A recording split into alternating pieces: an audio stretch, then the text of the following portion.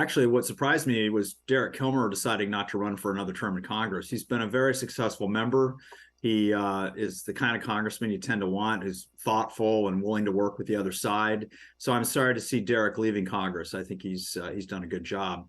I was not surprised to see Hilary Franz jump in because it's been pretty clear she's not really getting traction in her race for governor, and this is a race she could possibly win, given her strengths. So I think that her move to run for the 6th congressional district immediately makes her the front runner.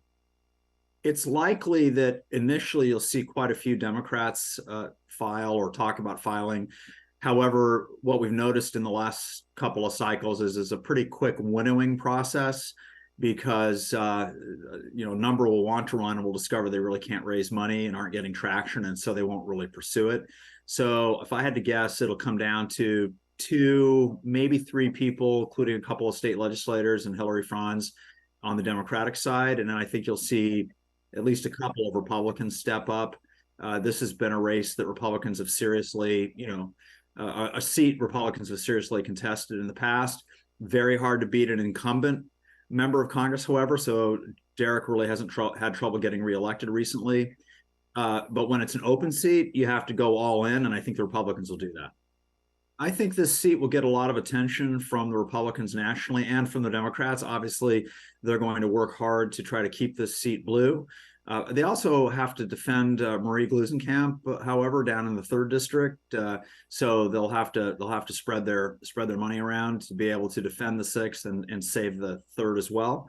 But they will. This is very important in a House of Representatives that's as closely divided as it is now. Both sides are going to compete very, very hard, particularly in seats that are competitive. And this is a competitive seat. Derek has made it look less competitive because of his own success, but demographically, this is a seat Republicans can win, and Democrats know it, and they're going to work hard to try to keep it in the Democratic column. Well, I thought he would wait and run for the Senate once Patty Murray or Maria Cantwell decide not to run for re-election. I really felt that was an obvious move for him. That's harder to do if you're not in Congress. So it's possible, and here I'm only speculating. I don't know this to be the case, but it's possible he's looking at one of the statewide offices. Would be a smart move for him if he's going to run for the Senate in the future. The insurance commissioner's office is open, for example. Lands commissioner is open. Maybe he and Hillary will switch places. We'll have to see. I think, there is something else I've been thinking about, and that is that this makes the race on the Democratic side a 2-person race between Senator Mark Mullet and Attorney General Bob Ferguson.